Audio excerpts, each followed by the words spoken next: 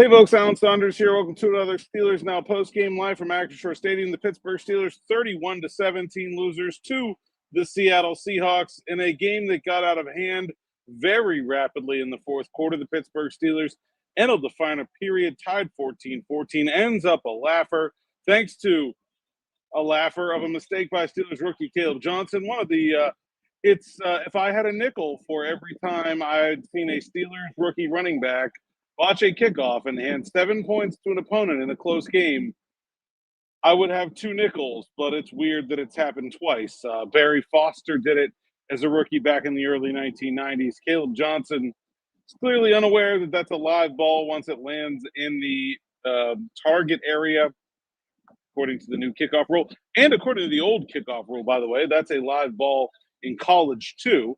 You got to catch it if it lands in bounds, or you got to down it in the end zone. He did neither, left it go, and the Seahawks get a touchdown there after the offense clawed back a field goal. It was a Seattle hot knife through a Steelers defense butter, a long completion to Jackson Smith and Jigba, a 19-yard Kenneth Walker touchdown, and that was about all she wrote. The Pittsburgh Steelers fall to 1-1 in I hate to say it, but in similar fashion to their win in week one. A lot of things that were negatives about the Steelers' victory over the New York Jets carried over in this one. A very sloppy defense, although we'll say they were significantly impacted by injuries in this one. Started without Derek Carmen, Deshaun Elliott, and Joey Porter. Lost Alex Highsmith in-game. Lost Isaiah Loudermilk in-game. Patrick Queen, Peyton Wilson, both clearly hampered and playing through some things. But a defense that the Pittsburgh Steelers believe should be the reason that they are a great team. Not just an average defense, not just a good defense, but one of the best defenses in the NFL. They talked openly this offseason about feeling like they had a legendary defense. And they have the talent and the price tag to prove it. And so far, that defense is coming up small in 2 straight games. T.J. Watt, again, held without a sack. Second game in a row, over 30 points. Second game in a row, over 100 yards for a featured running back. This time, Kenneth Walker, the third top the century mark. Overall, not very much to feel good about for the Pittsburgh defense on the day. The only reason this game was as close as it was, get 2 splash plays, turnover, Jalen Ramsey jumping a route early on, and then Cam Hayward batting a pass that Nick Herbig was able to corral. On offense, I think we figured that the Steelers' offense would be closer to an average unit. It looked like that today. Jalen Warren looked like a beast, and the Steelers looked quite dumb for not giving him the ball more than they did. He had, I think, all but 100. He had half of the Steelers' total offensive production in this game in terms of yards. He probably should have just gotten the ball on every play. They, for some reason, insist on force-feeding Kenneth Gainwell the ball, and that has not worked very well. I would like to see a full workload for 30. The passing offense is a work in progress. Aaron Rodgers, again, harried, but not by a blitz this time, just by a 4-man rush and a lack of anyone getting open downfield. A banged-up Seattle secondary without Nicky Manwari and Devin Witherspoon was able to really shut down the Steelers' receiving options. If you came into the season thinking the Steelers did need a wide receiver, week 1 probably looked like maybe you were wrong. Week 2 looks like maybe you were right. We'll see how things go. It is only 2 weeks. I would caution to make big sweeping judgments about the way the season is going after 2 games. But certainly we're going to get into your questions and comments, which we have a lot of already. Always a talkative group of commenters after a loss. So we'll get right into it here. And we'll start with the dear James Pekarsky, who just very eloquently, oof. Yeah, I mean, that is certainly one way to put it. I do feel like, this was a close. Like I hate to put so much on Kaleb Johnson, but this was a close game that the Steelers probably win, if not for that mistake. They win so many of these close games. Somebody asked Nick Herbig in the post-game press conference, "Can you put your finger on why you guys have won so many of these games and you didn't win this one?" Like, poor Nick Herbig. I was like, yeah, well, the answer to that question is, I've never been in one where a rookie running back just handed them 7 points for doing nothing like that. I mean, just an absurd swing at a crucial moment in the game that the Steelers were not able to ever recover from, nor do I really believe that. We always appreciate the Gateway Clipper and their contributions to the post-game show. Nobody recovers from that. You saw what happened to the Jets last week when the Steelers, Kenny Gainwell, forced a fumble on the kickoff return. Now, he forced that error, so credit to Kenny Gainwell for a good play. It wasn't just handed away. But you can't overcome huge special teams mistakes like that late in a close game. You're just not going to. And while I don't think the Seahawks are a great team, I think they're good enough to play most people to a close game. You're going to have to execute to beat a team like that. The Steelers just simply did not on special teams or really in any area. Boston Brower says, hilarious football game. 2 in a row for me this weekend. I was covering the Backyard Brawl. That was also a fairly hilarious football game. Maybe it's me. I don't know. Moss wants to fire Mike Tomlin. Certainly there's some questionable coaching decisions here, but I would not make that conclusion from this game. Extra BLK says, the laugh is thinking Calvin and Roman are number 2 wide receivers. I don't think anyone really thought that they were, ever. Certainly not anyone in the NFL. The question is, like, could the Steelers still have a good offense without a number 2 wide receiver? And I think that is still very much to be determined. I really thought they should have been able to use the tight ends more in this game. I really need to go back and watch why they couldn't. I don't feel like they even tried to throw in the middle of the field. The Seahawks played almost all zone, cover 2. And really, the Seahawks basically dared the Steelers to run against them, and the Steelers just declined, which is an interesting strategy. I feel most strongly, in terms of coaching decisions, about the forced touches to Kenny Gainwell. I didn't understand it in week 1. I thought, okay, maybe they're just trying something that's week 1. It didn't work last week. To come back to it this week feels like coaching malpractice. I don't understand it. It didn't work. It hasn't worked. I really have no desire to see it continue.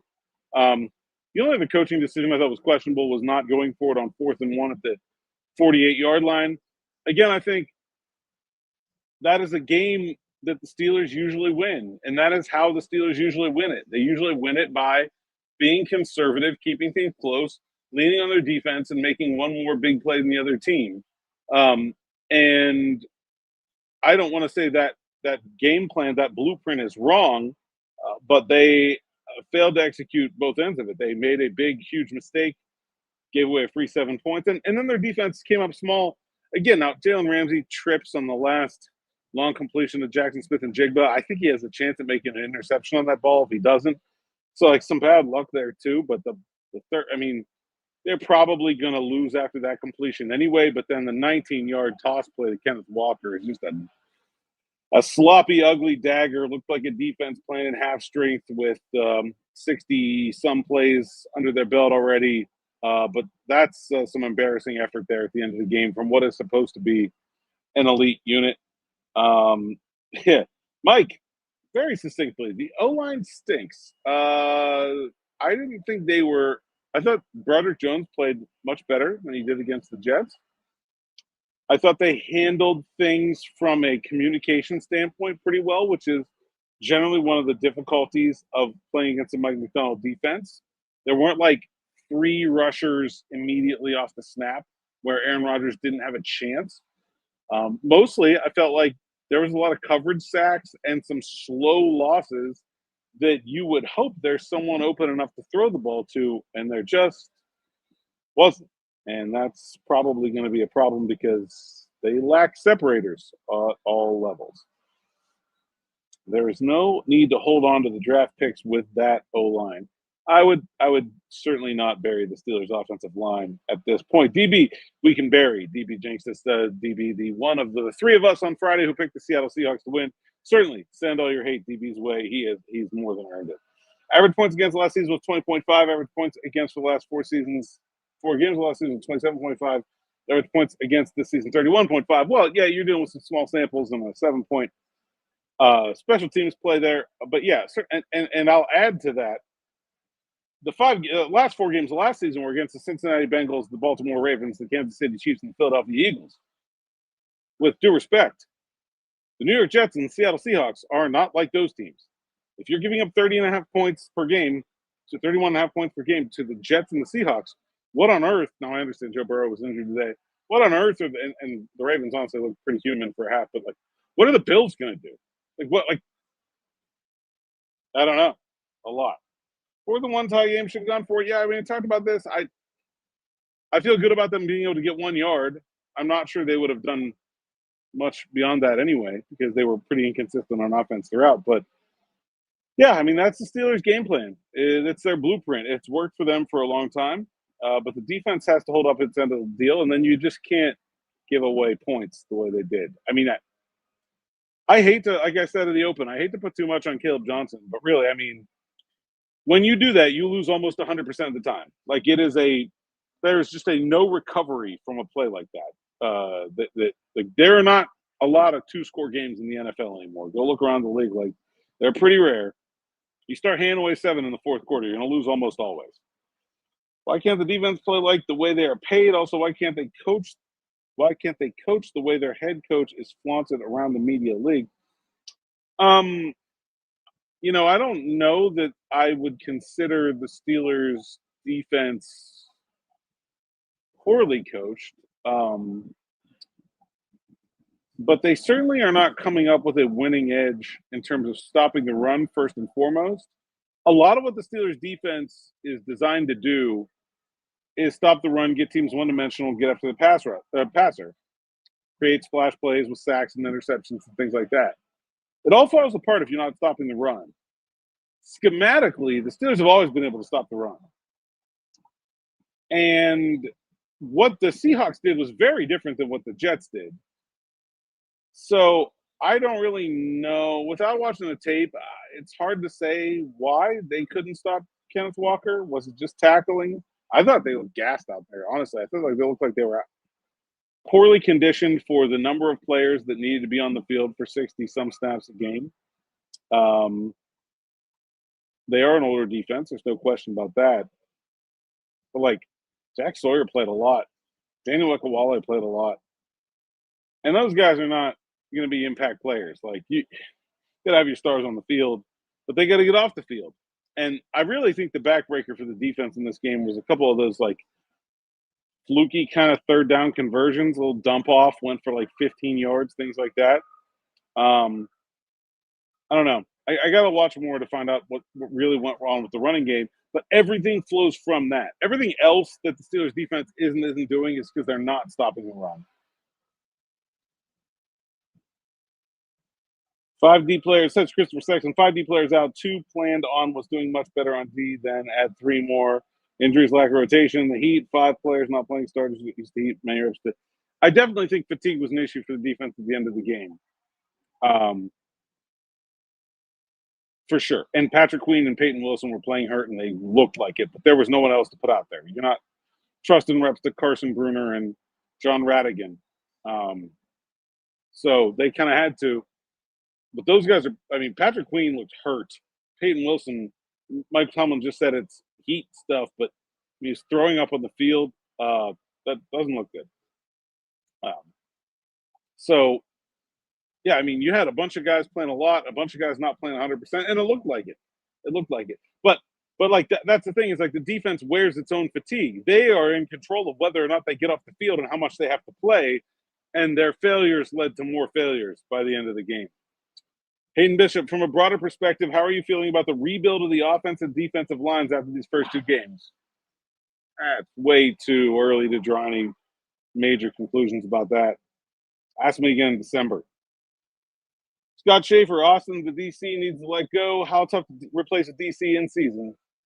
It's pretty much impossible. You can do it. It's just you're not going to find an upgrade in season. I don't disagree that if the defense continues to underperform to even anything approaching the level that it has for the first 2 games, that will probably cost Terrell Austin his job. Vicious Violet says Pat Myers needs to go. Yeah, like I said, I didn't think the offensive line was that bad today. Again, tough for me to watch the line play from my angle. Yeah, I didn't think they were the big problem. There was a lot of coverage sacks. And they ran the ball well when they gave it to their starting running back. I blame a lot of the running lack of success on the coaching staff messing around. Who calls the defensive plays? Terrell Austin or Mike Tomlin? Terrell Austin calls the defensive plays for the most part. Mike Tomlin might come over and, throw a couple trump cards down, but down in and down out, it's Terrell Austin. Vincent Hott says, I expected the tight ends to be more involved in the offense this game. So did I. Like I said, I don't really understand why they weren't. Probably need to go back and watch more to really give you a good answer about that. Pat Fryermuth had the opportunity to make a couple plays. He did, and he had a long pass in the first quarter that went off his hands. Then there's the one in the end zone that is intended for him, and Calvin Austin tips it into the defense's hands. One or two of those, and you start thinking about this game differently in terms of the contributions of the tight end. Scott Schaefer says, one outline, Calvin outside, Roman inside, and try to throw deep to Calvin Austin. Need to stretch field there. You can throw deep to Calvin Austin no matter where he's lined up. He is a good deep threat. I don't think this – I feel like this game was called with the memory of what Will McDonald did to Broderick Jones, fresh in the mind of the offensive play caller. There were no deep plays called. All of the deep passes were improvised. They never dialed up a shot, which is what you do when you don't trust your offensive line to pass protect for the quarterback. Sid P says Warren was gashing the Seahawks, so Tomlin had to prove he knows more than anyone and rolled out Gainwell. Yeah, I don't get the Gainwell usage at all, guys. I got no answer for that. It looks bad to me. Sid also says the defense was vanilla as it gets. Yeah, when you're down 5 starters, you're probably going to be vanilla. You're not getting to you're also going to be vanilla when you're losing against the run and it's always 2nd and 4, 3rd and 1. Like there's no aggressive for 2nd and 4. You have to be vanilla there. You're already losing. I'm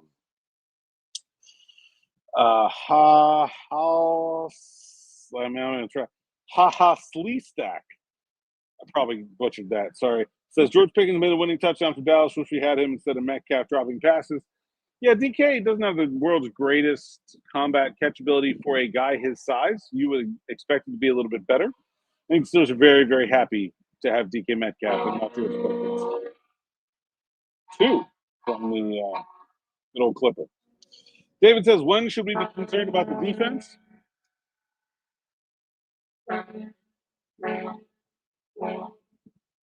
I mean, I think it's if they keep having 5 starters out, they're not going to be very good no matter what. But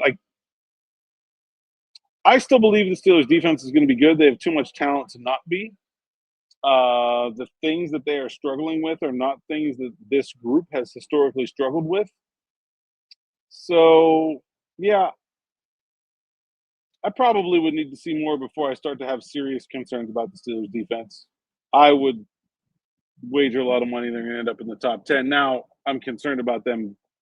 I thought they could be the top defense in the league, and I think that's probably not going to happen just based on what we see on the field from the first 2 games.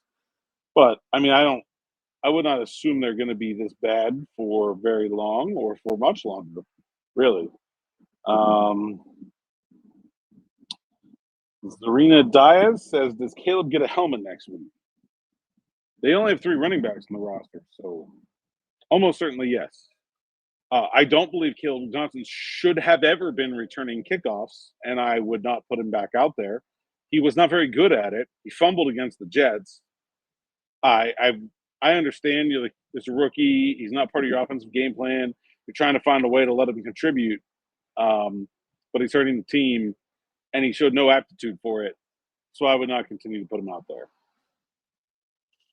Duke of Gooning says Rodgers is still running for his life, and when he's not, receivers can't get open. Yeah, I think receivers not getting open is a big part of the story for the Steelers' offense in this game. There were a couple times where maybe Rodgers had somebody could have pulled the trigger, but for the most part, they played too high, kept a lid on it, basically double covered DK Metcalf all game, and the Steelers never really got to an answer for that. And I'm not totally surprised by that. Just run the ball better, and that's okay. Their inability to run the ball is really what if they're going to play too high and double cover DK Metcalf, he should be able to run the ball. And when they gave the ball to Jaylen Warren, they could run the ball. They just, I don't know, strange. Mel, what's wrong with our linebackers? Well, Patrick Queen probably broke a rib, and Peyton Wilson was vomiting on the field. So other than that, nothing, but that's a lot.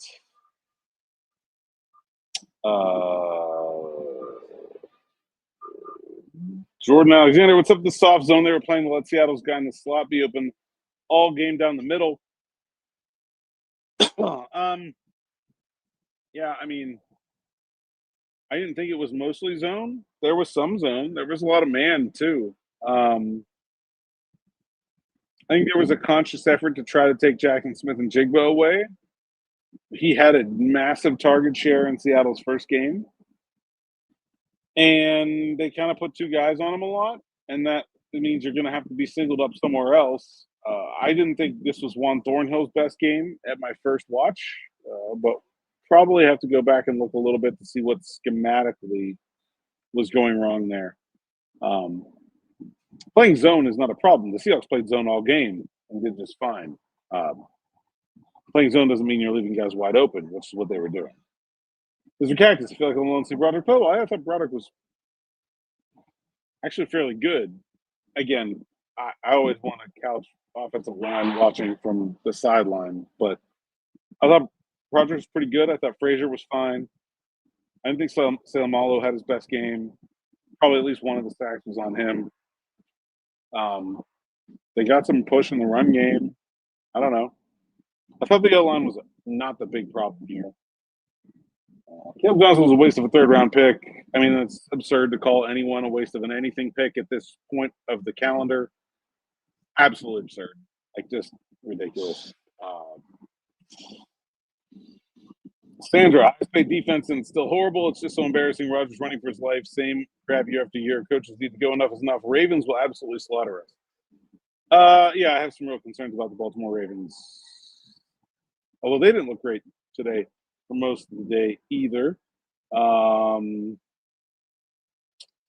Mike Irwin, Rodgers' lack of mobility really hurt us today. Yeah, I mean, there's definitely things that you can do with a more mobile quarterback that you can't do with Aaron Rodgers. I think it was mostly that guys weren't getting open. I mean, if you have Patrick Mahomes or Josh Allen or Lamar Jackson that can create off-platform, look at the wide receivers on those teams. Like, they're not star-studded groups. They're just not. They're just some guys, some young guys, some quick guys. They're just guys. If you're going to be a pocket passer, you got to have better separation than the Steelers have. I mean, I think the passing offense is going to be a work in progress. They should be able to run the ball better, though. And they were. They just needed to do it more. They also have been trailing because their defense has been leaky. And so that impacts the run-pass balance. They're not really a team built to come from behind, yet they've done it twice. And this time, their special teams and their defense let them down. Stephen Cooper says, J.J. Watson Steelers practice tackling in practice last season on Pat McAfee show. Is that true? If so, why are they so bad at tackling games? The Steelers practice tackling in practice more than any NFL team by a significant margin. A significant margin. The Steelers have probably already tackled in practice more this season than half the league will all year. Maybe 3/4 of the league will all year. There are many, many teams that will never once put pads on over the course of the season. I think the Steelers have done it twice already. It's not a lack of practicing. I think you had two linebackers playing banged up. You had a nose tackle playing banged up. You had a rookie, Wyatt Black, probably playing more snaps than he ought to be at this point in his career. You got Jack Sawyer, a rookie, definitely playing more snaps than he ought to be at this time of his career. And you're going to miss some tackles. But, yeah, I mean, it certainly is not a lack of practicing. That's for sure. Hunter says, time for Lou Nichols. Gainwell and Johnson are trash. Yeah, I mean, I wouldn't mind seeing Lou Nichols go return kicks if they can think they can afford to use the roster spot on him. Luke B says, if we get rid of every expensive player on defense, would it really be any worse? The answer is yes. They played without a bunch of their expensive players today and were much worse because of it. They would be significantly worse. I feel like that's a pretty easy question.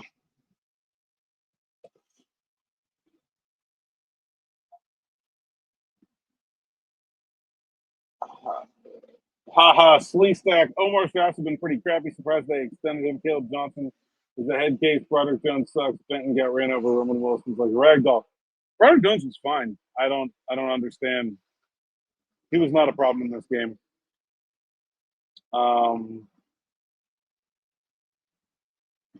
Yeah, Kaleb Johnson, 2 games into his career, to write him off is just, like I said, idiotic. Mao 79 says, "How do you feel about PQ since the signing? Why don't they blitz more? Missing those easy sacks doesn't help. Didn't even touch him. Steelers blitz, I think, the 4th most in the NFL in Week 1. I don't have numbers from today. I don't think there was a lack of blitzing. They had a couple free looks at Sam Darnold. They got to him once on the 4th down where Cam Hayward tipped the pass. PQ, I thought he was okay last year. Not really what you want for what they signed him for. But I expected him to be better. That's a position that's difficult. There's a lot going on around you. I didn't think he was bad against the Jets. And then he gets hurt in the first half of this game. Obviously, I didn't think he was very good today, but pretty significant asterisk there. Nick says, what about Cole Holcomb? He didn't look good. Different in there. I don't think the Steelers trust Cole Holcomb to cover much after that knee injury. Certainly they used him today in a run-specific role. I think that's probably where they'd like to keep him for right now. We'll see where they go with that.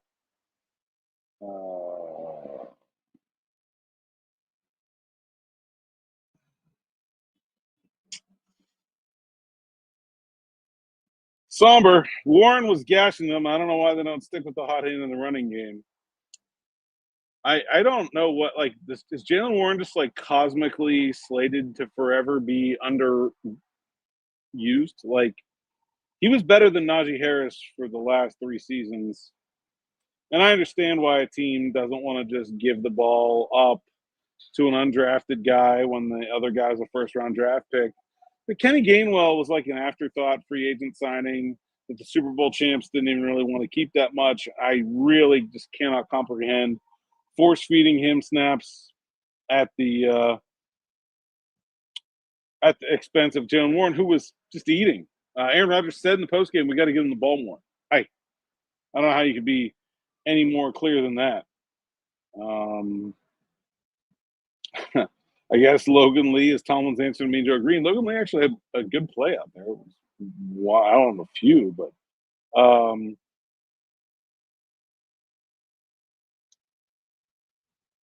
Brandon Griffin, do players want to be great anymore? Yeah, I mean, I don't think there's an effort problem here. I don't think there's a desire problem here. I think there's a execution problem here.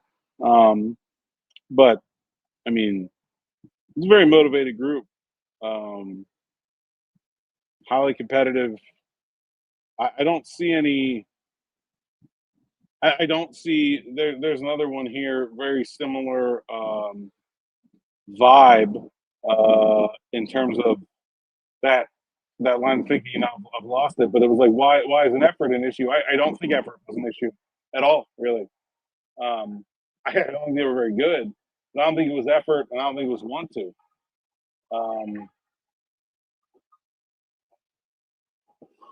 Ivan says, defensive coach who refuses to change his mindset, you have to go for it on 4th and 1 at midfield in today's NFL. Mike Tomlin has the best record in one-possession games in like each of the last 5 NFL seasons. So I don't really think that's true. I think he's pretty good at this. You just can't give away 7 points the way the Steelers did, and they usually don't. Ivan also says Rodgers was holding on to the ball too long. He was, because no one was open. That is the problem that is probably going to continue to be a problem for this team. Somber says KD was a figure back at Iowa, playing him 1 snap a game and expecting him to do something spectacular is not practice. I don't think the Steelers are expecting him to do anything spectacular. I think they're just expecting him to understand the rules and not give 7 points away. I think they would take that.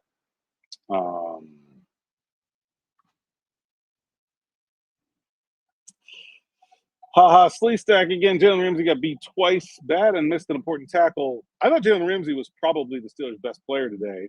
Yeah, like I say, tripped on the one deep pass to JSN. It was pretty good out there.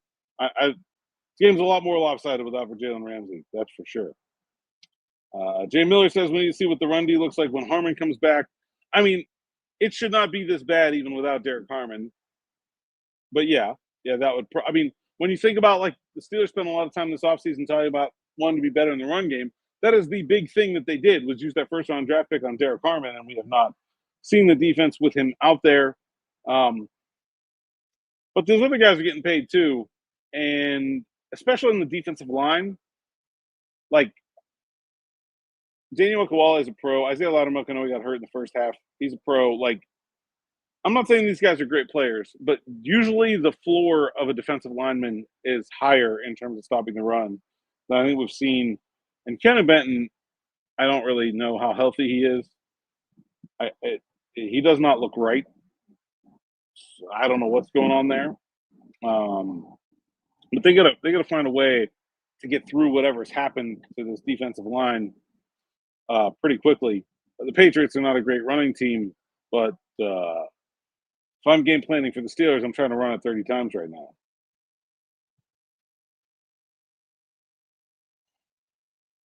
Hayden Bishop, is this the beginning of the fall off of TJ Watt? No, I wouldn't bet on that. But he does need the rest of the defense around him to stop the run. And it's not him. They're not running at him. And when they are, they're not having success. It's all left, if you didn't notice. You can't effectively rush the passer from 2nd and 4, like I said before. You just can't. Jack Patel says Rodgers not mobile enough to be the starting quarterback, but Tomlin not too bright anyhow. I mean, Rodgers is plenty mobile enough to be a starting quarterback in the NFL. That's wrong. Is he going to be a good starting quarterback? I don't know. The Steelers are not designed for him to need to be a good starting quarterback. They have gotten to the playoffs with Kenny Pickett, Mitch Trubisky, Mason Rudolph, and Rustin Justin Fields. They haven't had a good quarterback in 7 years. So, I mean, certainly good enough. I don't think his mobility was the big problem here. Jeff says, could it be possible they're not wanting to beat up Warren early? Probably sounds crazy if that's their thought. Yeah, that's possible. It does sound crazy. I agree with both of those things. It's not a good idea. You lose games doing stuff like that. And I don't know why you would think that Jalen Warren. I mean, I guess he had a couple injuries last year. I don't know. I don't know why he doesn't engender that kind of faith.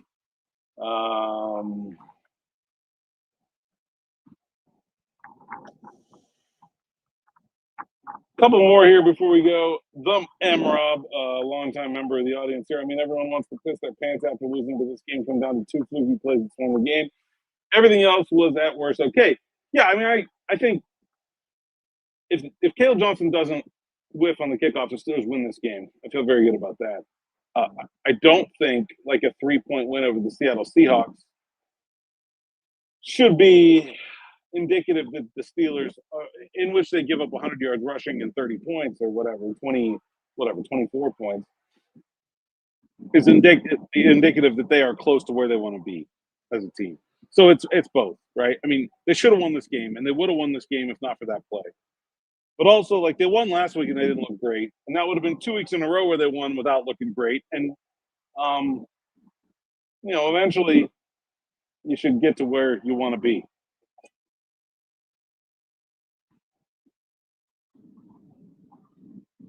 Saunders says, just a thought, maybe put your other 220-plus pound back in to give Warren a rest and continue to wear on the defense. I can't fathom arguing for more Kaleb Johnson touches right now, personally. I can't. Echelon motion picture. DK is a terrible route runner, not much of a separator, and we need wide receiver 2.